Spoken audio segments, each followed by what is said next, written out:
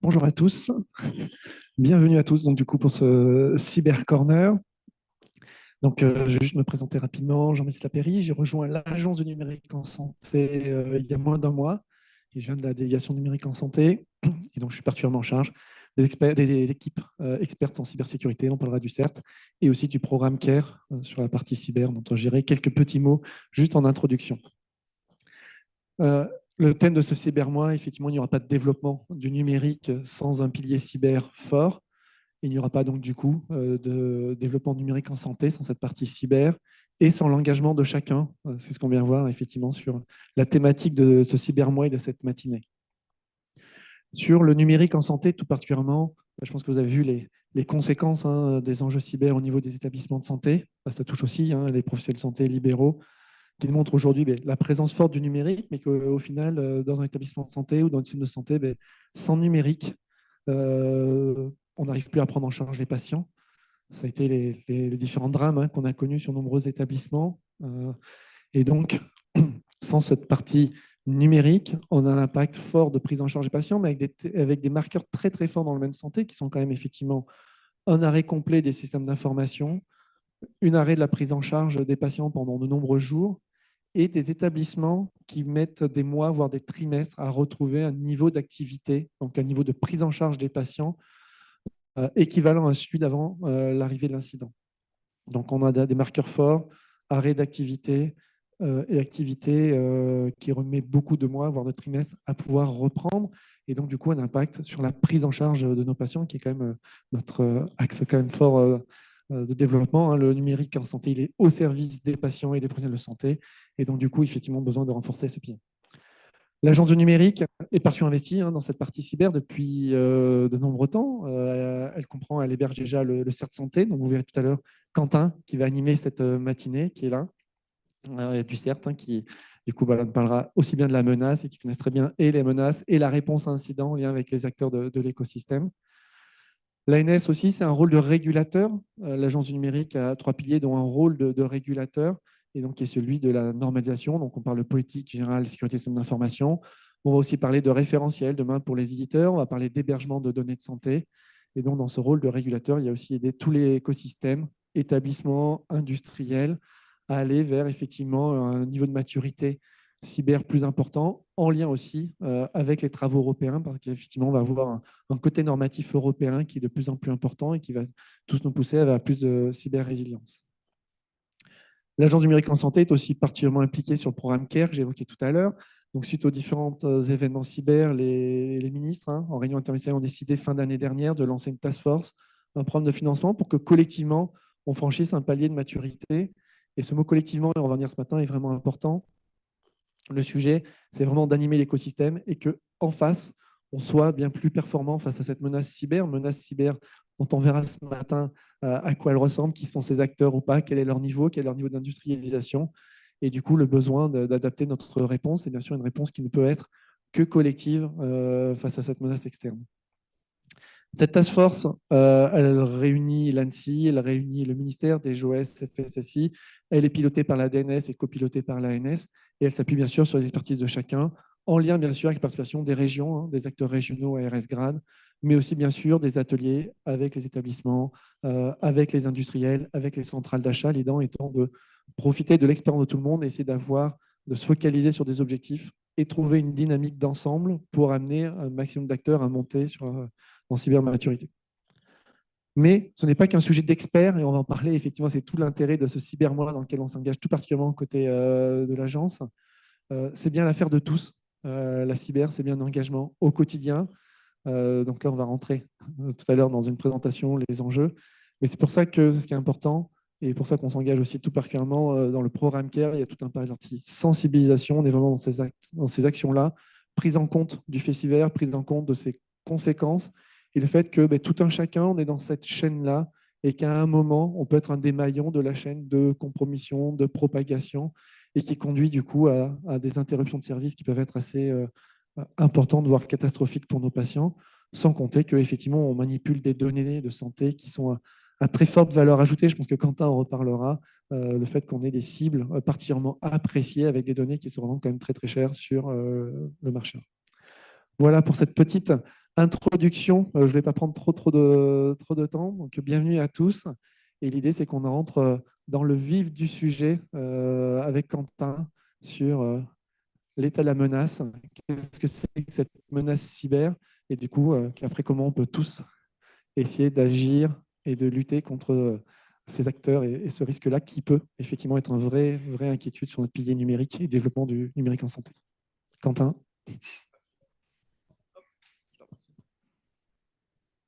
Bonjour à tous. Je suis Quentin Letiec, expert en cybersécurité et analyste au CERT Santé, et on fait principalement de la réponse à incidents au CERT, mais pas que. Je vous présenterai un peu après tout le panorama de nos activités.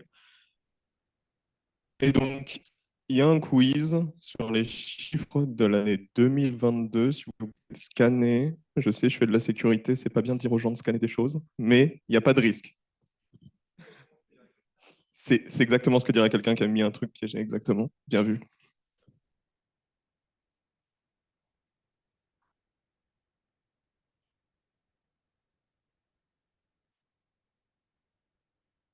Je vais m'y connecter aussi. Comme ça, on va tester mes connaissances. Hop, en ligne, n'hésitez pas aussi. Normalement, vous y avez accès. Est-ce que le lien a été mis dans le chat? Je ne sais pas. T'as mis le lien dans le chat. Parfait. Connexion à Bicast. Hop, nom d'utilisateur. On est parti. Et la première question, c'est combien d'incidents ont été déclarés sur le portail de signalement SocialGouv en 2022? Ça va vite? J'ai même pas eu le temps de répondre. Et la bonne réponse était 592. Et on a un taux de 0 bonne réponse. On va travailler, hein.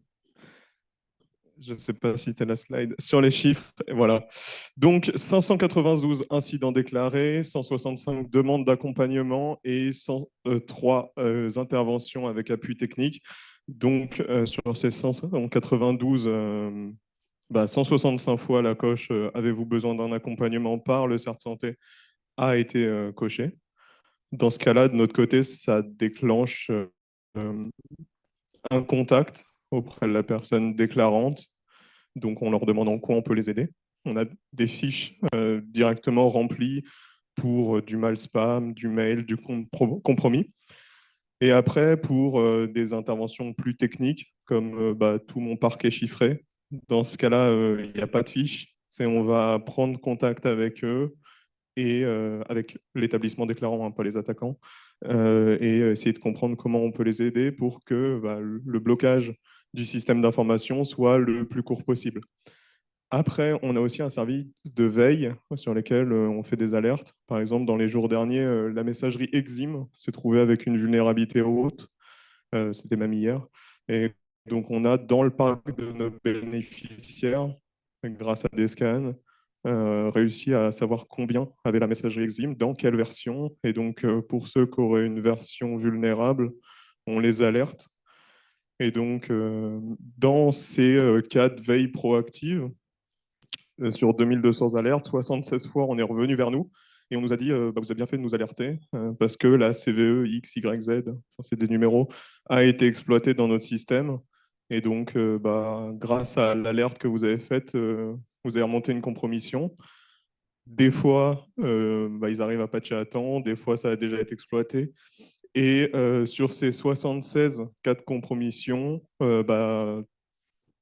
56 fois, ils sont sortis sans nous, ils n'ont pas demandé d'aide. Et 20 fois, on a apporté une assistance, en fait, où on leur donne comment patcher, comment vérifier s'il y a eu compromission, et surtout sortir du système l'attaquant s'il ne s'est pas arrêté au point d'entrée et qu'il a commencé à latéraliser ou des choses comme ça.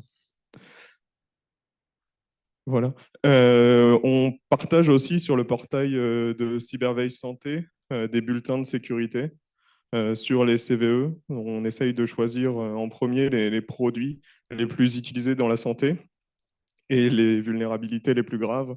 Donc, dans ce cas-là, vous pouvez chaque jour vous connecter au portail et il y a 5 nouvelles CVE en général qui sont publiées avec, pour certaines, des informations supplémentaires sur comment la détecter dans le système, quelle version il faut mettre à jour pour réussir à patcher le système. Voilà, un peu comme le fait le CertFR, mais nous, vachement plus orientés santé sur des produits qu'on connaît mieux dans le domaine. Donc, par exemple, les produits d'éditeurs de santé avec une vulnérabilité haute seront obligatoirement dans notre veille. Et on a aussi une partie audit, cybersurveillance. L'année passée, 2022, 113 audits ont été réalisés par cette équipe.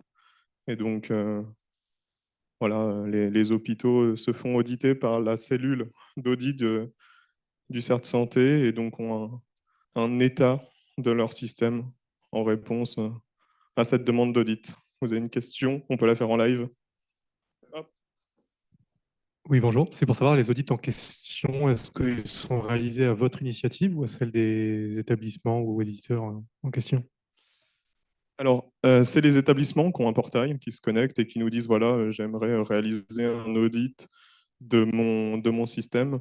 Donc, globalement, c'est plutôt les gros établissements qui ont la possibilité d'entrer dans notre feuille de charge et d'avoir cet audit, je pense.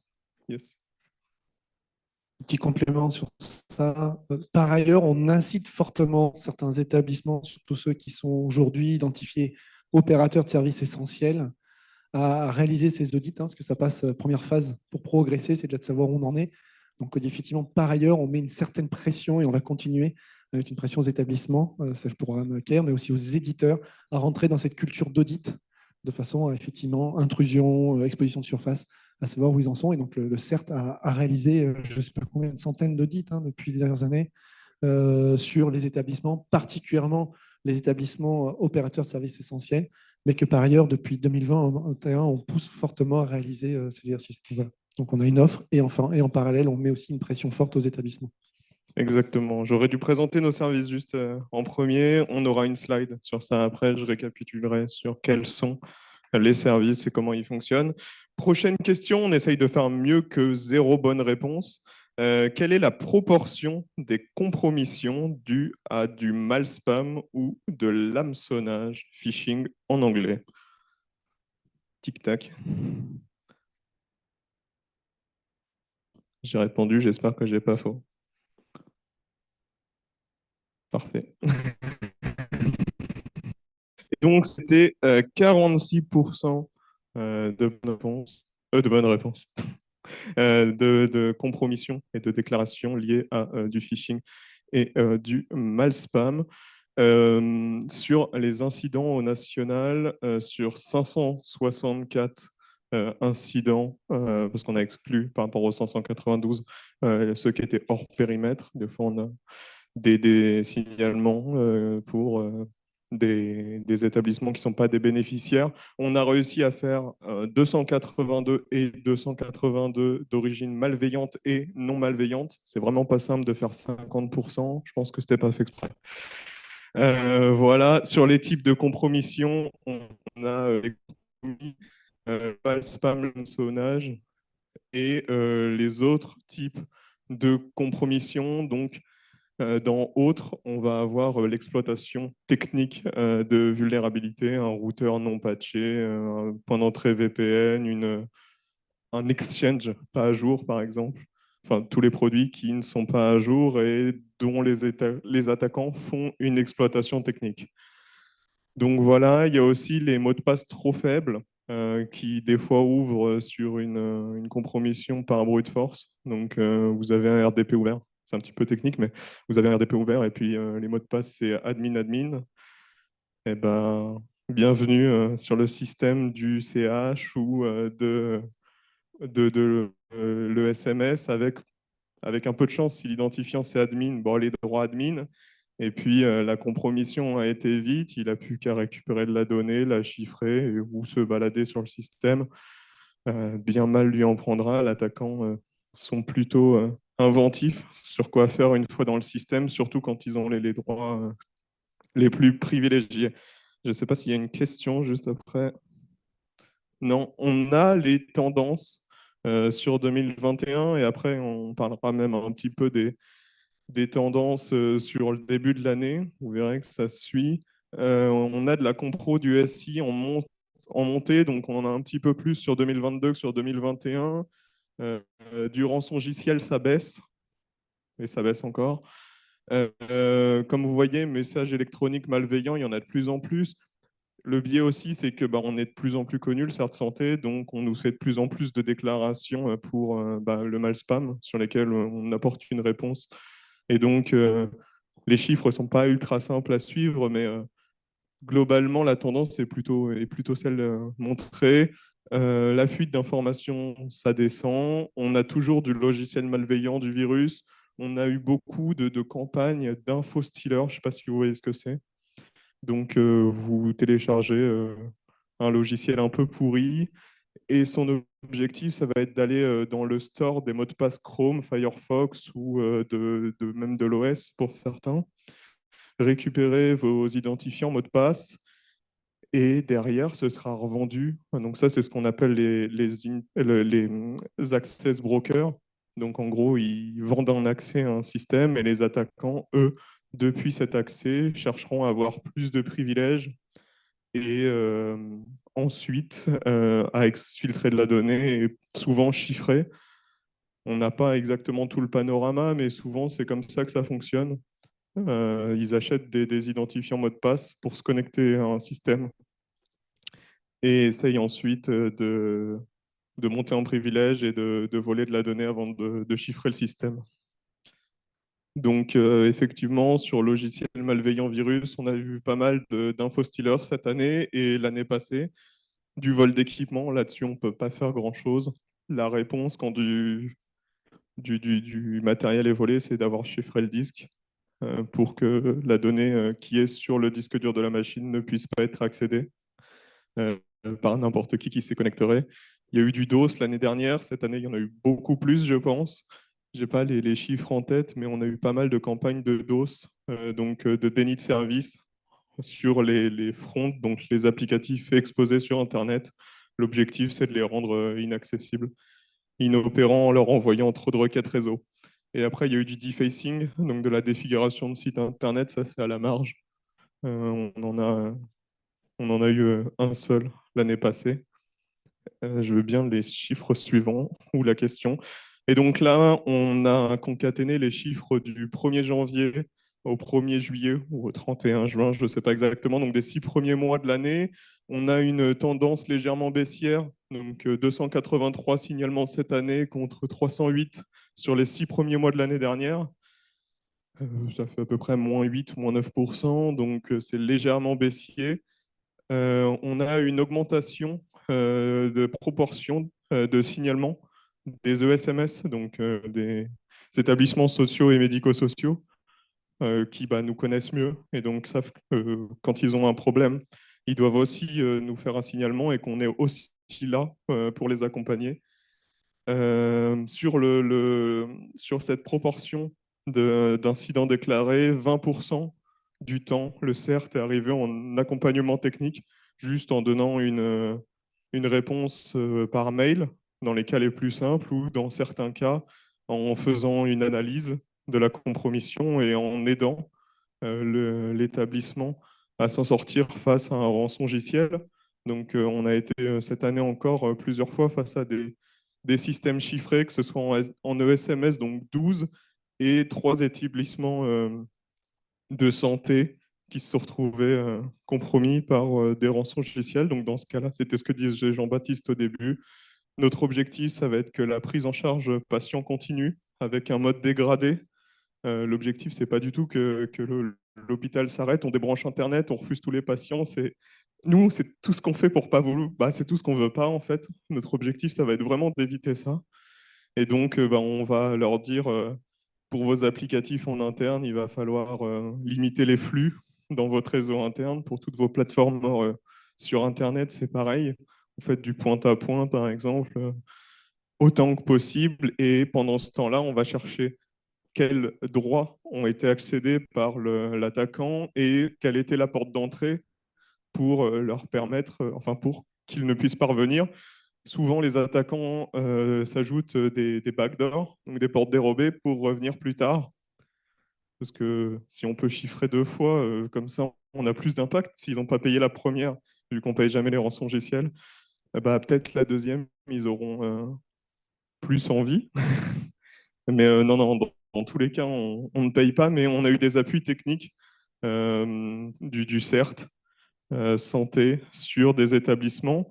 Et donc, 8 ont eu un impact fort, voire même très fort, par le déclenchement d'un mode dégradé.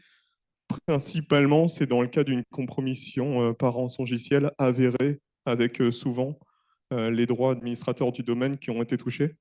Donc à partir de là, nous, on n'a plus confiance dans le domaine. On doit faire une reconstruction totale.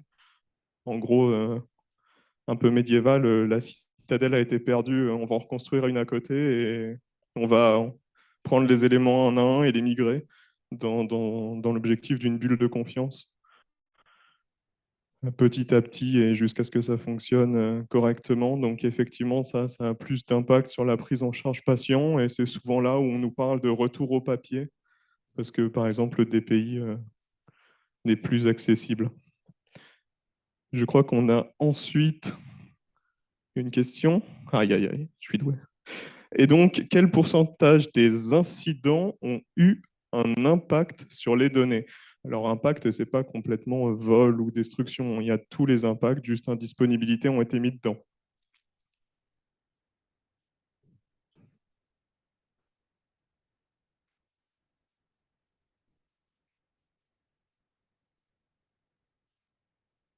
Est-ce que c'est terminé? Je n'ai pas regardé les chiffres, donc on a quoi comme taux de bonne réponse? 9 bonnes réponses, 34%, c'est ça? Ah, fort musclé notre jeu, hein.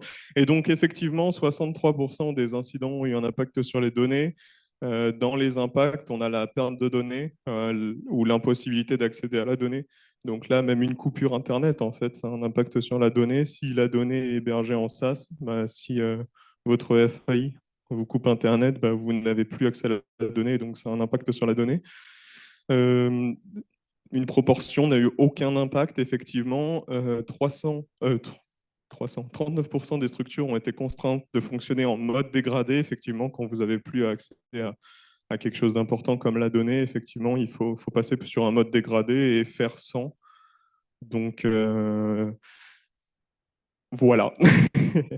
Et 13% des incidents ayant un impact sur la donnée ont mené à la mise en danger patient. Donc ça, c'est les établissements qui nous le déclarent. Mais effectivement, si vous avez plus le DPI ou les allergies de tel ou tel patient, il y a une potentielle mise en danger.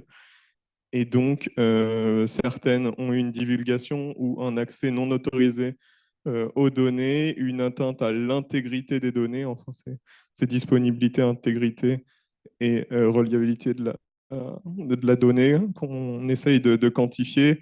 Et donc, effectivement, les chiffres ne sont pas tous à la hausse, mais on a une tendance sur l'accès aux données. Donc, je ne sais pas vraiment comment dire, mais aujourd'hui, ce qui intéresse les attaquants, c'est quand même soit de bloquer la donnée ou de la récupérer. Là, on a tous les cas. Il y a aussi l'indisponibilité. Ce n'est pas extrêmement facile d'en tirer des chiffres. Mais globalement, sur les compromissions malveillantes, il y a eu quand même pas mal de- d'impact malveillant sur les données. Question? Je vais la lire en même temps que vous. Hop. Quelle était la proportion des incidents d'origine malveillante, exemple au rançongiciel, au premier semestre 2023? C'est parti. 56%, 40%, 53% ou 62%.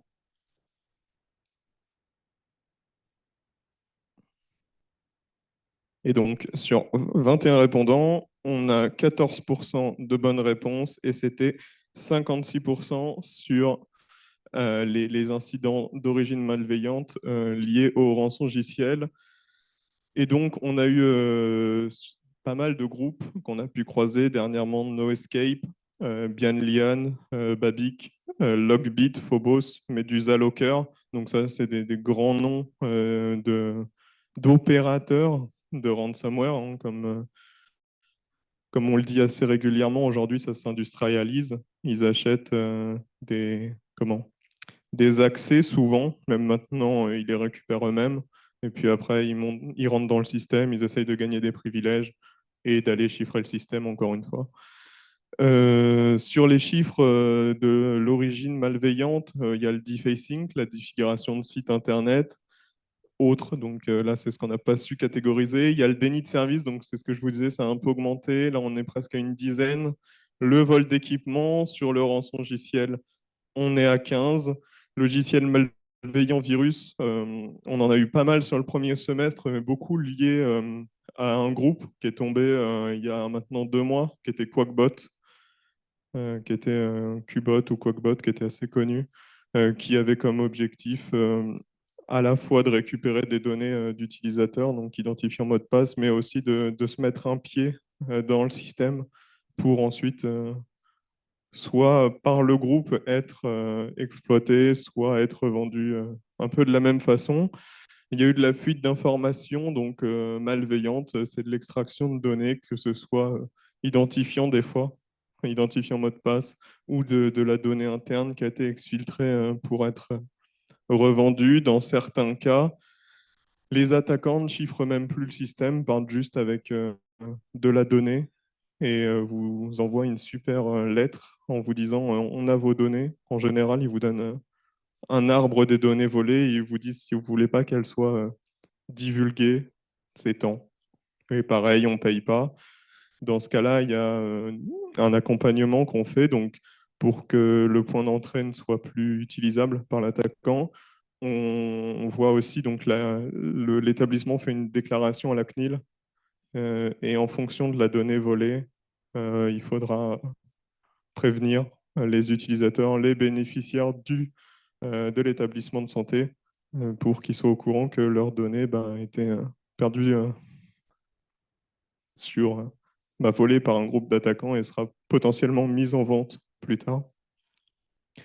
On a aussi beaucoup, là on a plus d'une cinquantaine de signalements pour messages électroniques malveillants, donc malspam, hameçonnage.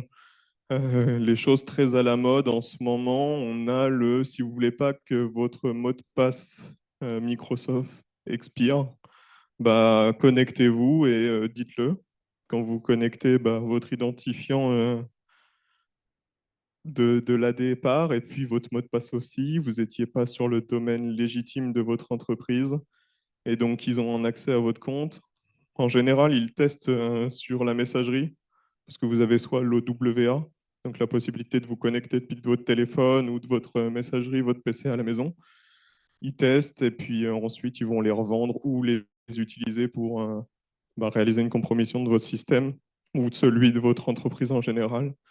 Et après, il y a la compromission d'un système d'information là, qui est majoritaire. Et donc, dans ça, on a un peu tout pour de la compromission, donc du vol de compte, de l'exploitation de comptes achetés, de l'exploitation de vulnérabilité, même si c'est très minoritaire cette année. On a quand même eu des compromissions qui ont été jusqu'au chiffrement total du domaine, qui rentraient par un équipement non à jour, non maintenu, et donc une vulnérabilité de sécurité beaucoup sur les routeurs et VPN portant, les routeurs portant des VPN non à jour. Donc cette année en plus, on a eu un florilège entre Fortinet, Zixel qui ont eu des vulnérabilités monstrueuses qui permettaient presque d'arriver admin sur le VPN. Et ça fait jamais plaisir. Donc dans ce cas-là, les établissements reçoivent pas mal de mails de notre part disant de patcher au plus vite. Question? Question. Quels sont les services proposés par le CERT Santé? Donc là, il y a plusieurs bonnes réponses. soit un service réactif avec signalement, qualification, remédiation. Je pense que j'aurai pas tout le temps de lire, que ce sera fini. Voilà. Là, c'était compliqué, c'était presque impossible. Connaissant tous les services, j'ai pas eu le temps de lire. Ok, donc je vais vous présenter les services. C'est pas grave si vous avez eu faux ou plutôt pas le temps. Donc on a le service réactif, celui dans laquelle je prends le plus part, c'est la réponse incident. Donc on a un signalement sur le portail. Ensuite, nous, on va mener un appel avec la qualification, savoir ce qu'il faut couper. Vous êtes complètement compromis. Vous savez déjà que votre administration de domaine est coupée. En général, ça va être la coupure d'Internet dans un premier temps, puis la réouverture de flux. L'analyse technique nous permettra de savoir si on a fait, dans tous les cas, coupe Internet était le bon choix, mais qu'est-ce qu'on peut réouvrir? Quel a été le point d'entrée? Quel niveau de compromission dans le système a été réalisé par les attaquants? Donc ça, c'est dans la phase de réponse à incident. Plus que ça, on ne s'arrête pas juste à l'analyse technique. On ne dit pas juste, ben voilà, vous avez été compromis jusqu'à tel point. On apporte aussi de la remédiation, c'est-à-dire qu'on va faire un plan avec l'établissement pour leur dire, vous avez été compromis de cette façon-là. On a fait en même temps un état de l'art de votre système et on va vous accompagner en vous proposant des mesures de remédiation réalistes. Dans tous les cas, on arrive rarement sur un établissement qui vient d'être compromis à un niveau parfait, parce que justement, s'il a été compromis, c'est qu'il y avait probablement des lacunes. Et donc, cet accompagnement qu'on propose, quand on nous le demande, souvent après une compromission, mais on est là aussi toute l'année, hein, si vous avez des questions pour votre établissement, ben, n'hésitez pas, on est disponible. Et donc, dans cet accompagnement long terme, on peut proposer notre œil externe pour vous aider à vous en sortir et des fois à arbitrer sur des choix qui ne sont pas faciles entre sécurité et métier. On essaye au maximum d'aider et d'être objectif en comprenant aussi pour les établissements vos contraintes internes. On a aussi le service préventif, donc c'est ce que je vous ai dit tout à l'heure. On a un test de messagerie, donc vous pouvez tester la qualité de votre anti-spam et de vos filtres de messagerie grâce à un test en ligne qui a été mis en place ici au CERT. Vous avez les audits cybersurveillance, donc ce que je vous disais, il y a l'équipe audit qui va venir pen-tester votre système sur demande, ce qu'a précisé tout à l'heure Jean-Baptiste. Et il y a aussi l'aide à la prévention des risques. Donc ça, bah, on a les bulletins sur le site, on a de la veille proactive, mais ça, je viendrai juste après dessus. Et on a aussi des fiches accessibles sur le site.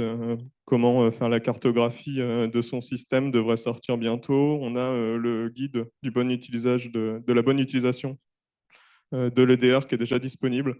Et donc, on va étoffer cette offre de fiches sur laquelle vous pourrez vous baser pour avoir un petit peu bah, des conseils techniques, pas toujours ceux des éditeurs, effectivement, mais un petit peu différents et plus réalistes par rapport au système, on l'espère.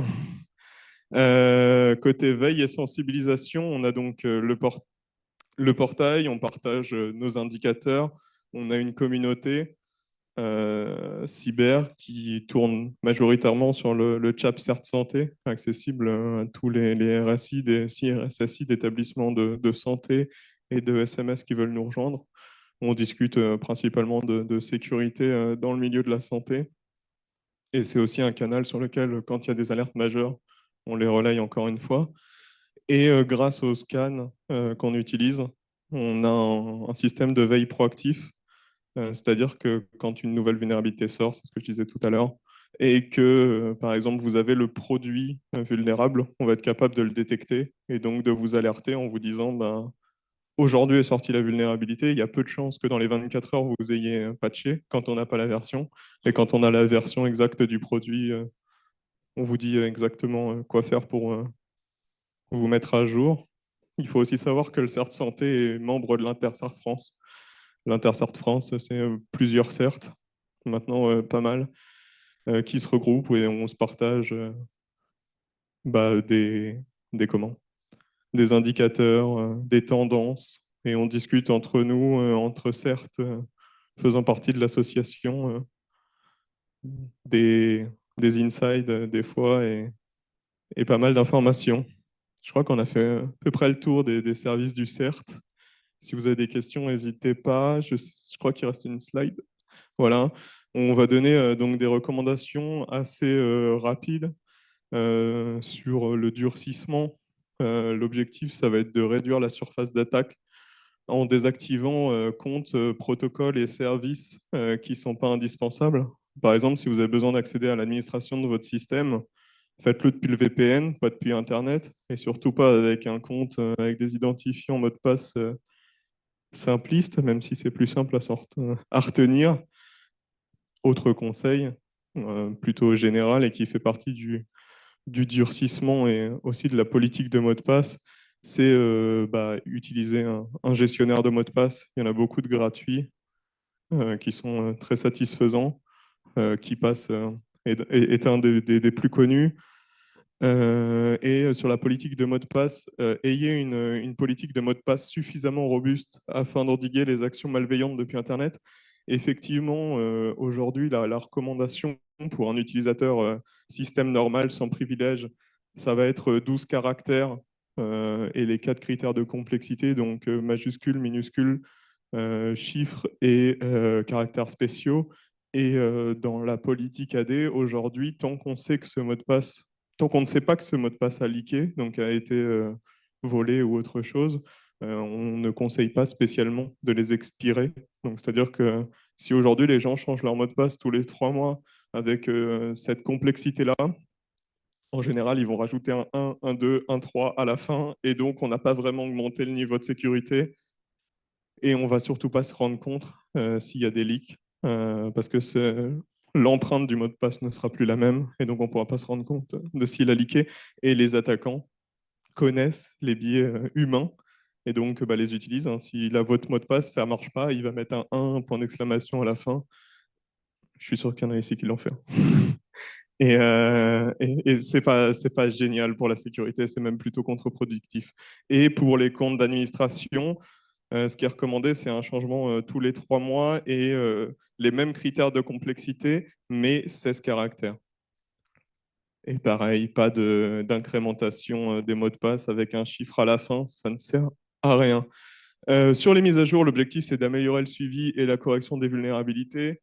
Ça, dans les plans internes de l'entreprise ou de l'hôpital, il faut savoir qu'une vulnérabilité critique, l'objectif, c'est de la patcher le plus vite. Donc, il faut essayer de se donner une deadline sur l'asset VPN, par exemple, une vulnérabilité qui permet d'arriver administrateur directement dans le VPN. Il ne faut pas qu'elle reste plus de 24 heures, idéalement.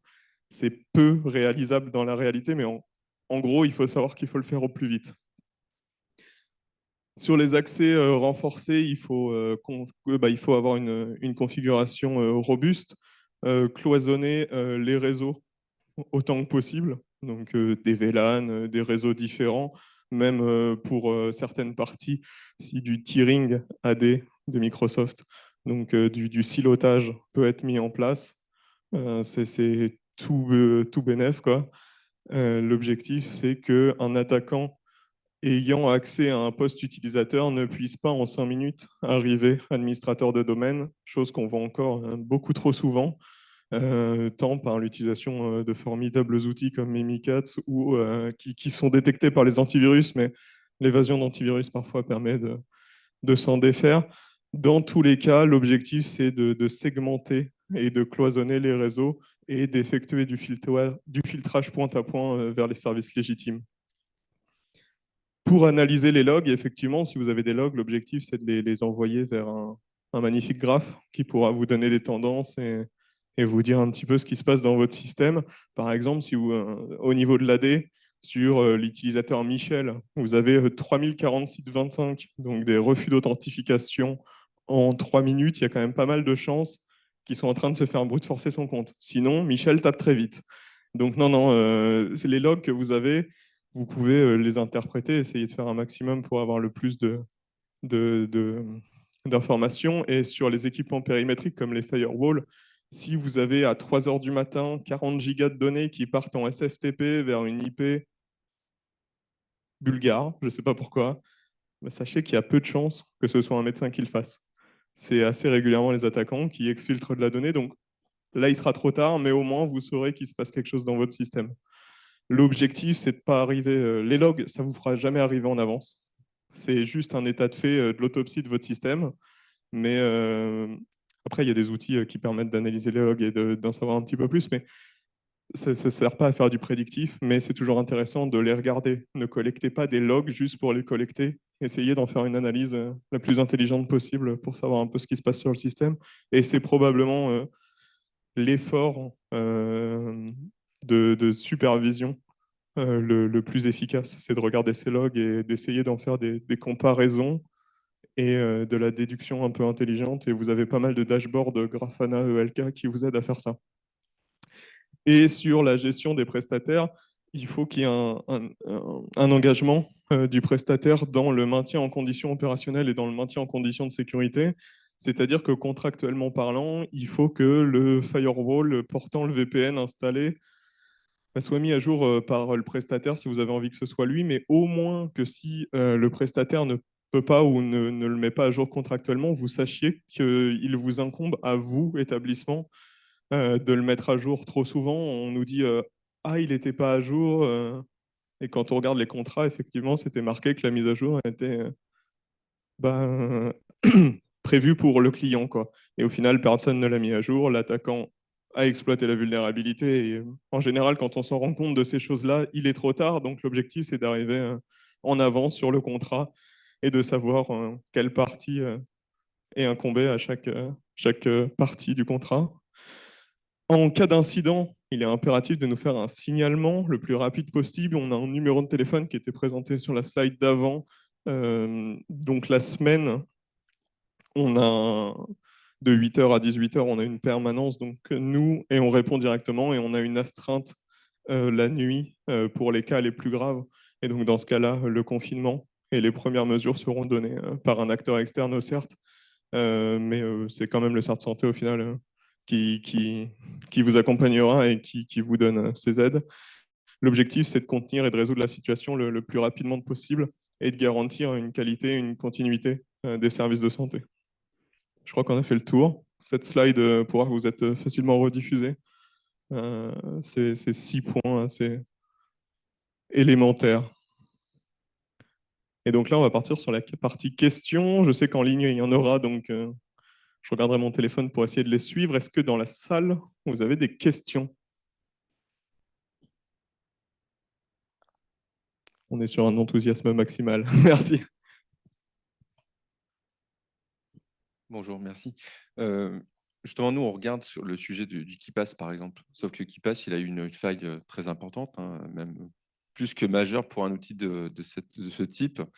Finalement, vers quoi on doit se retourner? Parce que même si ce type d'outil a des failles et n'ont pas suffisamment des équipes permettant je dirais, d'éliminer toutes les menaces, où est-ce qu'on doit stocker nos mots de passe? Alors la question est super intéressante. Alors, c'est pas parce qu'un outil est faillible, tous les outils sont d'après moi faillibles, qu'il faut s'en défaire. Et justement, c'est ce qu'on disait, en ayant une politique de mise à jour la plus rapide possible, on peut essayer de s'en défaire. Aujourd'hui, la vulnérabilité dont vous parlez n'est pas sans patch. Donc si, par exemple, par GPO, tous vos utilisateurs, vous leur déployez le patch sur toute leur machine, et ben, c'est terminé, la vulnérabilité n'est plus présente. Mais on ne peut pas se défaire d'outils parce qu'il y a des vulnérabilités, en fait. Et c'est même plutôt bon, d'après moi, que les éditeurs acceptent de communiquer sur leurs vulnérabilités, c'est qu'ils en sont conscients et qu'ils essayent de faire au mieux possible. Mais effectivement, aujourd'hui, un produit qui n'a pas de vulnérabilité, même les plus grands éditeurs de sécurité se retrouvent avec des vulnérabilités régulièrement. La bonne option, c'est de patcher le plus vite possible. Voilà. Hop, les questions arrivent. Oui, bonjour. Merci pour votre présentation. Moi, j'avais une question. C'était donc dans le cadre d'un incident majeur en établissement, par exemple. En termes d'accompagnement, voilà, vous avez rapidement évoqué le sujet. Je me demandais donc justement à ce niveau-là s'il y avait des précisions et notamment si vous-même vous participez en plus d'un accompagnement technique, voilà, un accompagnement au niveau institutionnel, si vous mettez en contact avec les ARS directement ou les grades dans ce genre de situation. Effectivement, quand on a un signalement déjà de base, quand il arrive par le portail des signalements, les ARS sont notifiés en même temps. Quand il y a de l'investigation, on va prendre contact, on va, pour les grades ayant une cellule cyber, les joindre à nous pour qu'ils puissent suivre la remédiation. Et effectivement, quand il y a comment dire, un incident de sécurité qui est géré par le CERT, on centralise. C'est-à-dire que s'il y a besoin que l'ANSSI soit mis au courant, on va les ajouter dans la boucle. S'il y a besoin que comment dire, le CSIRT PJ ait des IOC pour retrouver le groupe d'attaquants, on va leur fournir ces IOC à la suite de l'investigation numérique. Donc on a un objectif de centralisation et de coordination aussi. On fait au mieux qu'on peut pour que tous les acteurs ayant le besoin d'en connaître puissent être tenus informés. Et après, pour tout ce qui est plus communication, tout ça, on accompagne moins, effectivement. On est des personnes plutôt techniques et moins communicants. Donc, des fois, on peut donner un avis, mais ce n'est pas du tout dans nos missions de base. Est-ce que ça répond bien? Merci beaucoup. Ok. J'ai vu qu'il y avait une autre question là-bas.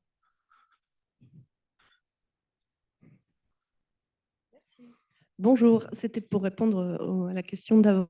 Le référentiel d'identification électronique impose aux établissements d'avoir du SSO pour les gros établissements de plus de 5 qui gèrent plus de 5 services sensibles et du MFA et de la gestion d'identité, en tout cas pour être sûr que les comptes soient corrects.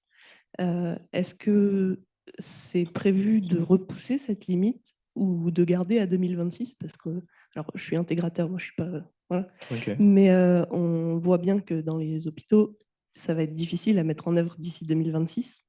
Et on voit que c'est un gros problème au niveau des attaques qui sont beaucoup par mot de passe, etc. Ok. Donc, est-ce que c'est possible d'inciter un peu plus, on va dire, les hôpitaux à le mettre en œuvre rapidement? Alors, effectivement, j'ai oublié de parler du MFA et merci de revenir sur le sujet. Le MFA, c'est très important.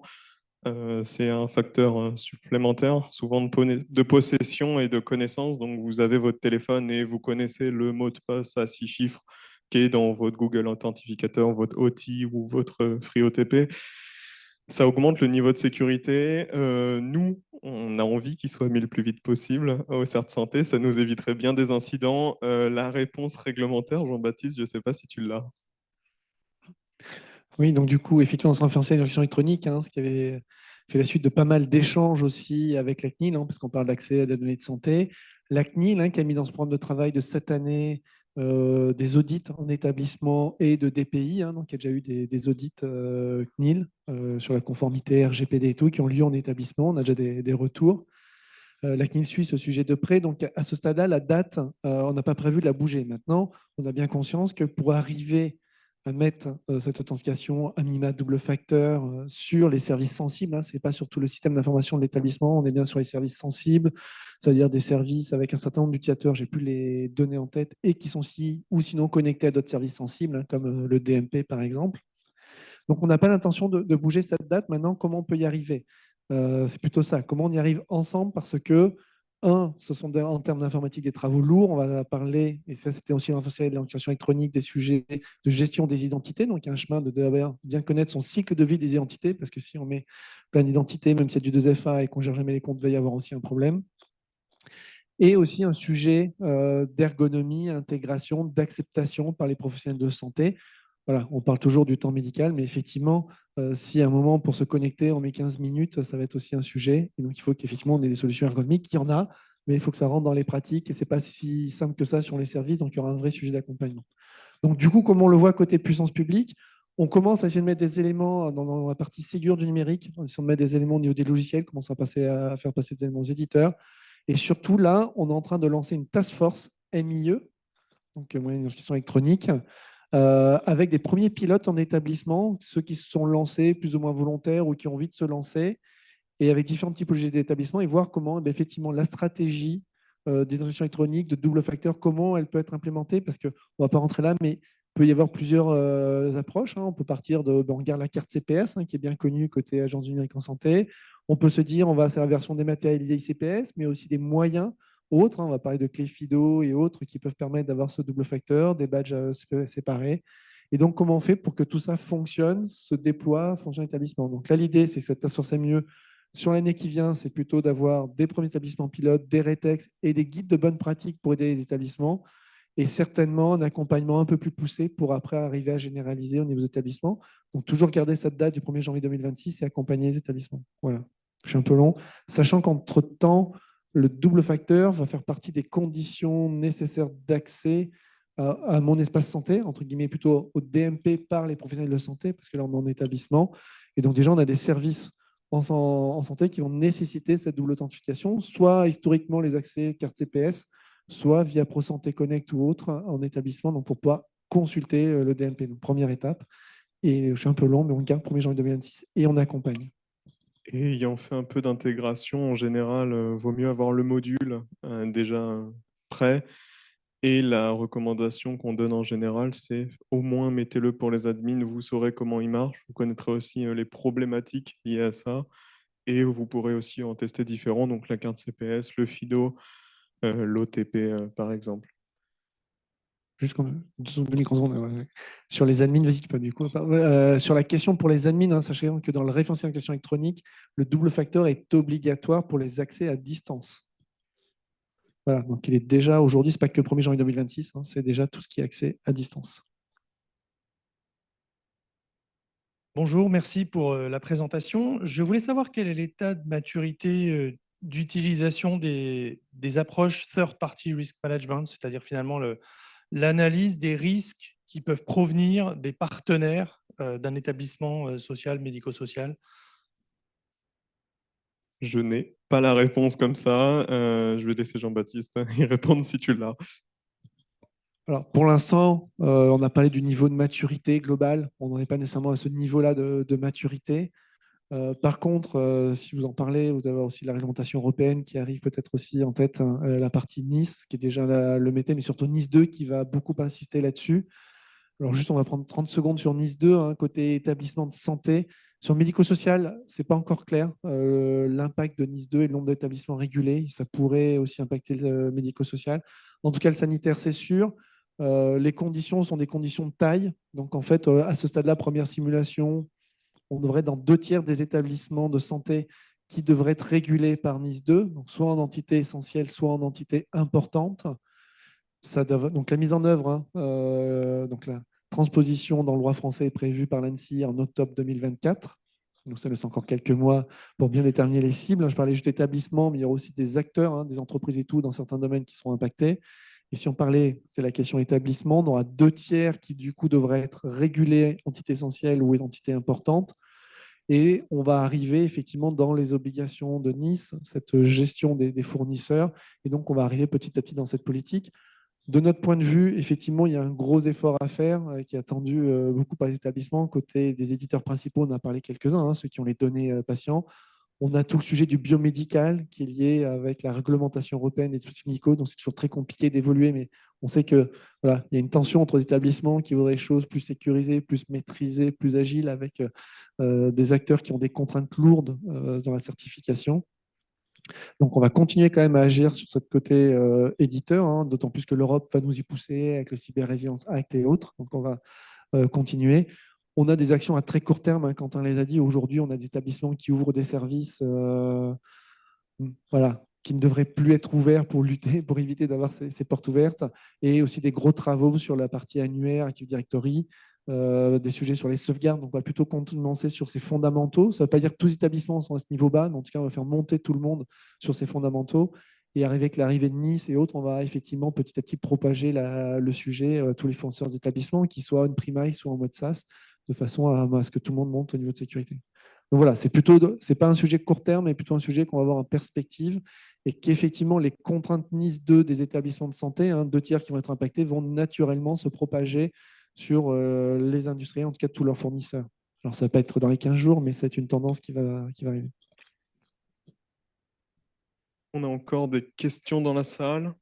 Une, eh ben, très bien. On a le temps d'en prendre encore. J'en aurai une en ligne intéressante que j'essaierai de répondre pour tout le monde juste après. Merci, bonjour. Ma question me tourne plutôt autour de l'offre qui pourrait être faite, notamment autour du bug bounty. Est-ce que ce sujet-là a déjà été abordé, envisagé pour l'ensemble des acteurs, que ce soit en termes de partenariat avec des acteurs existants type Yes We Hack, ou avec la mise en place d'une plateforme pour l'ensemble des bénéficiaires? Alors effectivement, le bug bounty, je suis plutôt pour. Aujourd'hui, par contre, c'est assez difficile à mettre en place dans les établissements. Ils n'ont pas toujours la connaissance totale de leur système. Et pour mettre en place une plateforme de bug bounty, il faudrait plutôt être mature sur sa cartographie. Donc, on a des établissements avec des niveaux hétérogènes. Le normaliser aujourd'hui me paraît assez complexe. Ouais, je t'envoie un message pour te lire parce que Laurent Suchet est au téléphone. Ok. Aujourd'hui, il vient de rappeler, il dit oui, je rends service au chef de projet qui est. Comment? On a une autre conversation en même temps, pardon. Il y a deux établissements Ah là là. chez moi qui m'attendent. Et donc, la question au complet, j'ai que cet élément-là, ouais. Juste pour compléter, c'est vrai qu'on travaille du coup aussi, l'ANSSI porte pas mal ce sujet-là. Il y a des travaux en cours. Alors, c'est toujours compliqué parce que du coup, il faut prendre les solutions in situ, ce que disait Quentin. Donc, il faut le prendre en établissement avec l'industriel. Donc, ça pose pas mal de questions d'accès, de mobilisation et de co-mobilisation de beaucoup d'acteurs pour y arriver. Il y a des travaux en cours entre l'ANSSI et la FIB sur tout ce qui va être biomédical. Donc, il y a des premières tentatives, je n'ai plus le détail, mais en tout cas, il y a des premiers travaux là-dessus. Je sais que certains établissements essayent de se lancer avec leurs éditeurs. En tout cas, c'est quelque chose qu'on aimerait bien pousser, en tout cas que l'ANSSI veut pousser, qu'on voudrait accompagner. Là, à court terme, nous, on est plutôt sur un peu de masse et refaire quelques fondamentaux, mais on a bien cette action-là qui est en lien de faire effectivement d'aller un peu plus loin. Aujourd'hui, des premiers audits qu'on fait, des fois, malheureusement, on est des fois sur des choses basico-basiques. Donc, on se dit que tant qu'on n'a pas fait des fois des choses basico-basiques, pousser un peu plus loin, ça va être un peu frustrant. Mais on a bien ça en perspective dans nos travaux communs, l'ANSSI, Plancker, en deuxième temps d'avoir cette partie-là. Mais qui, comme disait Quentin, voilà, nécessite un peu une gymnastique de comment on peut accompagner, comment on accompagne les éditeurs, on accompagne plutôt l'établissement, comment on gère les accès, et puis après, il faut que ce soit bien pris en compte, parce qu'effectivement, si on fait ce type d'activité et qu'on repart juste avec une liste et que l'acteur nous dit oui, mais moi, je dois être recertifié, il n'y aura pas de changement avant un an et demi, 2 ans, ça va être un peu frustrant. Donc, en tout cas, on a bien ça un peu dans notre perspective, avec l'ambition de faire monter cette communauté aussi d'acteurs éthiques sur le domaine santé, parce qu'il y a des protocoles, il y a des choses spécifiques, hein, c'est pas pour dire qu'on est différent, mais effectivement, il y a quelques façons de faire, l'interop en établissement et autres, il y a des flux, il y a des choses différentes, donc on voudrait bien effectivement petit à petit faire monter cette communauté, cette expertise sur le domaine santé, une fois qu'on aura déjà refait monter un peu les fondations. Voilà. Merci. On va prendre la question en ligne de Amaury Bla. La question qui était, le MFA est déjà obligatoire pour les accès à distance, donc accès de maintenance aux prestataires aussi. Là, c'est une discussion entre le client et son prestataire. Idéalement, nous, on l'apprécierait que le MFA et les bastions soient généralisés. Après, il est difficile de l'imposer aux éditeurs et aux prestataires, mais dans l'idéal, si dans la discussion et même au moment de la contractualisation, ça peut être mis en place, nous, on y est tout à fait favorable. Je me permets, oui, et du coup, ça fait partie du sujet, hein, Ségur du numérique, cette partie accès qui était fortement revenue des RSSI d'établissement. Donc, c'est quelque chose que l'on pousse sur le fait qu'il soit conforme. Il y a des guides, hein, le CERT a produit des guides de mise en œuvre, donc je vous invite à aller les consulter sur cette partie accès à distance, aussi bien en libéral qu'en établissement. Ça, c'est le premier point. Le deuxième, dans le plan CARE, il y a un des domaines qu'on souhaiterait financer qui est justement sur cette gestion des accès, qui, dans le principe, effectivement, on va pousser sur ça, qui pose quand même beaucoup de questions. La question de gestion des comptes dans le temps. Les fournisseurs, pour un établissement, c'est des dizaines, voire des centaines, donc les comptes qui tournent. Et pour les fournisseurs, ça peut être aussi des centaines de passerelles différentes suivant les nombres de clients, ce qui peut être aussi compliqué. Donc, il y aura aussi un travail de rationalisation et gestion avec l'ensemble des acteurs pour que global, ce soit performant pour tout le monde. Donc, ça fait partie de nos chantiers. Alors, pas le premier, parce qu'on a évoqué, mais effectivement, qu'on est dans les tout suivants. On a encore le temps peut-être pour une dernière question en salle ou en ligne. Pas plus de questions en ligne. Ah, ici, Parfait. Je vais rechercher votre micro après. Bonjour. Où en est-on du nouveau référentiel HDS? Ce n'est pas pour moi. Le référentiel HDS, du coup, donc vous avez dû voir les évolutions, la concertation sur la partie HDS avec les évolutions. Donc on ne va pas refaire là avec ce qui a été annoncé dans la feuille de route, un premier pas vers plus de souveraineté, si vous avez bien vu tous les éléments de référentiel HDS. Donc là, il est entré en concertation, donc comme toute réglementation au niveau européen. Donc on attend effectivement ces derniers retours pour après rentrer dans la phase de promulgation, mise en œuvre dans les toutes prochaines semaines ou mois. En tout cas, ça, c'est la première étape. Après, on a conscience qu'il y a aussi beaucoup d'attentes qui étaient liées. Donc, on va relancer, en tout cas, on espère relancer début d'année prochaine des travaux sur l'évolution suivante, alors qui ne sera pas à 3 mois, mais se relancer sur les prochaines évolutions HDS. Donc, s'aligner avec la partie certainement un peu européenne et OCS, comment voir on s'aligne ou pas et comment on fait déjà une partie du trajet suivant la convergence de cette partie-là européenne. On aura aussi des sujets sur les établissements de santé, on aura aussi des sujets sur être un peu plus prescriptif sur certaines exigences, mais on revient avec la convergence et OCS, ne pas être que sur le système de management, mais on est fortement poussé aussi par certains acteurs dans la CNIL à avoir des exigences socles, comme on retrouve un peu dans Secure Cloud ou voilà, OCS, sur avoir des implémentations sur du chiffrement de données, par exemple, ou d'autres éléments. Voilà. Donc, en tout cas, il est en courte finale pour nous, HDS. Bonjour. J'ai une question. On parle beaucoup des utilisateurs, ce qui est normal, et vous avez évoqué la notion de cartographie du SI. Est-ce que c'est un sujet pour vous de pousser les établissements à plus cartographier leur SI, notamment sur la partie patching des vulnérabilités pour être plus réactif? Effectivement, si les établissements savent tous les produits qu'ils ont et n'ont pas de Shadow IT, ce serait top. La réalité est tout autre. S'ils peuvent aussi connaître leur flux réseau, tous les systèmes qu'ils ont, ainsi que leur version. Aujourd'hui, nous, on est en train de leur produire une fiche d'aide avec des exemples de comment faire sa matrice, comment répertorier le matériel, mais il est très possible que dans un gros établissement, le RSSI ne sache pas que dans le service A, B, C ou D, il y ait tel produit en telle version. L'idéal, ce serait d'avoir une cartographie complète. Aujourd'hui, je ne connais pas de produit miracle qui permet de le faire, hein. Mais effectivement, si on peut tendre à ça, ce serait bien techniquement. Et nous, dans les réponses à incidents, ça nous aide. Parce que par exemple, des fois, on découvre un point d'entrée et personne ne savait que cette machine du service médecine du sport était liée au réseau depuis 10 ans et pas mise à jour, avec un produit extrêmement vulnérable. En petit complément, ça fait partie des exigences de Nice aussi d'avoir cette cartographie. Donc, on sait que dans les établissements opérateurs de services essentiels, hein, les 142 déjà désignés, certains et surtout les gros établissements se posent la question du logiciel, de cette cartographie. Hein, c'est partie exigeant, donc on sait que les acteurs réfléchissent. Et après, et ils travaillent même. Et le deuxième point, c'est que justement, on parlait des financements, l'exposition Internet. On va commencer à y aller par petits bouts, ceux qui ont le plus d'impact. Donc, en tout cas, c'était l'intérêt des prochains sujets, c'est déjà au moins des prochains financements. L'établissement sache, dans tous leurs systèmes qui sont exposés sur Internet, est-ce que c'est correct? Est-ce que le service qui est ouvert doit être ouvert? On a bien parlé de certains types de services qui ne méritent pas être ouverts, quoi qu'il arrive. Et est-ce que ce qui est ouvert est vulnérable ou non? Donc, c'est là-dessus qu'on veut travailler. Donc, déjà, avoir une cartographie, pas seulement déjà de tout, mais au moins déjà la cartographie de ce qui est exposé, qui sera le premier aspect. Là-dessus, j'avais un deuxième point que j'ai oublié. Mais on met le focus, sur cette vulnérabilité, sur l'exposition. Les gros établissements vont travailler avec Nice. Et si le deuxième point me revient, mais voilà, on essaie de focaliser au moins les acteurs sur quelques aspects. Et l'autre, on disait sur l'exposition, tous les liens fournisseurs aussi. Et reprend la main sur les liens fournisseurs qui était le sujet de tout à l'heure. Et pour compléter, donc avec nos scans réalisés donc sur les URL, les noms de domaine des établissements et les IP qu'on connaît, des fois même il nous arrive de découvrir des services en leur disant il faut le mettre à jour et qu'on nous dit j'ai pas ce produit. Après une recherche en data center, on se rend compte qu'il existe. Donc aussi au CERT, on leur permet de savoir quelle est leur surface exposée en connaissant leurs adresses IP et leur nom de domaine en général.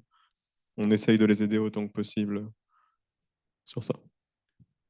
Désolé, le dernier point sur la carto, Il y a aussi le sujet qu'on a évoqué, moment de crise. Il va y avoir des incidents cyber, il y a la réaction de crise. Premier sujet, on coupe Internet en général, souvent ça arrive. Mais le sujet pour la bonne prise de décision, qu'est-ce qu'on a vraiment coupé?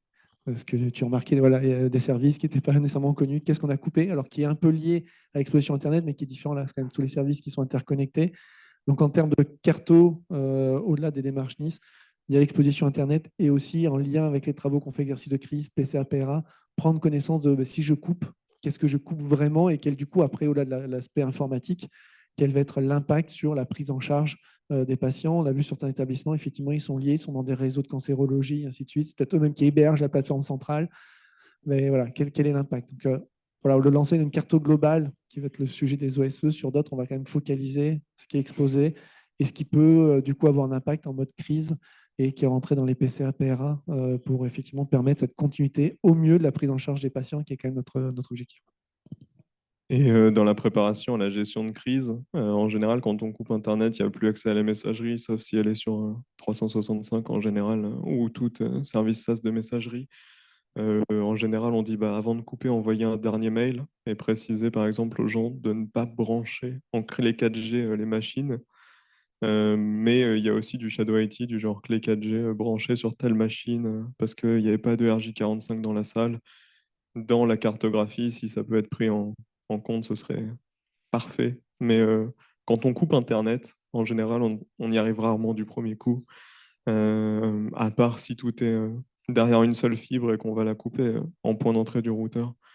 Il est assez rare qu'on ait, dans les gros établissements, la capacité de tout couper facilement. Je vais regarder si en ligne on a une dernière question.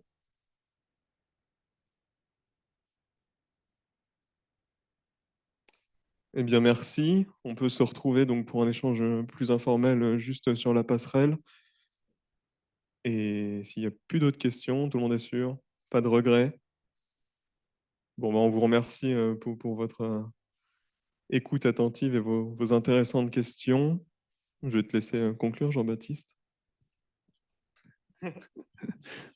Oui, non, mais vous avez pu voir effectivement, toute la partie menace et l'activité derrière qu'engendre cette menace. Et je pense que vous avez pu voir quelques éléments, en plus, quelques questions à viser. Vous connaissez bien à qui on a affaire et ce secteur particulièrement industrialisé qui se taylorise entre guillemets de plus en plus et se spécialise de plus en plus. Et la façon dont on essaye effectivement de prévenir, donc on avait toute la partie quand même en amont, le CERT n'est pas que en aval, on essaie de prévenir en surveillant ce qui se passe, en mettant des guides, comment on intervient a posteriori, parce que ça arrivera, on aura toujours des incidents. Mais vous l'avez compris, tout ce que l'on pousse, c'est qu'ensemble, on essaie d'être plus cyber-résilient. Il y aura des incidents, il y aura toujours des attaquants, mais nous, notre ambition, c'est d'éviter les arrêts majeurs de prise en charge. On a deux systèmes d'information. Et donc, voilà, détecter au plus tôt, réagir au mieux, cloisonner et être plus résilient, parce qu'on voit bien que tous les chemins d'attaque qui ont été énoncés montrent bien que ça va être une affaire commune et de tous, et qu'on ne pourra pas juste se dire il y aura juste une solution magique, un produit magique, juste une approche magique unitaire qui permettra d'y répondre. Voilà, c'est un petit peu tous les grands messages qu'on voulait faire passer ce matin. Merci pour votre participation.